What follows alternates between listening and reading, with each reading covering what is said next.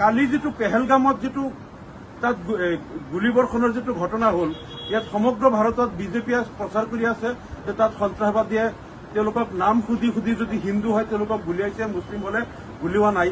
কিন্তু তাৰ যিসকল ভুক্তভোগী তেওঁলোকে আকৌ যেটো বক্তব্য দিছে ইয়াত কোনো কাকো নাম সোধা নাই, আন্ধাৰৰ পৰা তেওঁলোকে গোপনে গুলীবৰ্ষণ কৰিছে।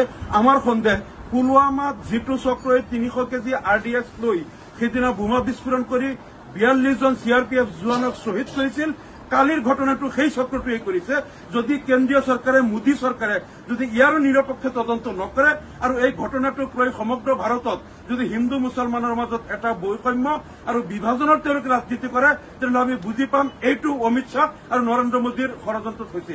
আমি আকৌ দাবী কৰিছো পুলৱামাৰ যিদিনা বোমা বিস্ফোৰণ হৈছিল সেইদিনা আমি যেনেকৈ কৈছিলো ইয়াৰ নিৰপেক্ষ তদন্ত লাগে, আজিও আমি কৈছো পেহেলগামৰ এই ঘটনাৰ তদন্ত লাগে। যদি এই তদন্ত নকৰে আমি বুজি পাম অমিত শ্বাহ আৰু মোদীয়ে যেটো চক্ৰান্ত কৰি পুলৱামাত আগতে RDX বিস্ফোৰণ কৰিছিল, কালিও পেহেলগামৰ হত্যাকাণ্ডটো তেওঁলোকে কৰিছে বুলি আমি বুজি পাবলৈ বাধ্য হ'ম।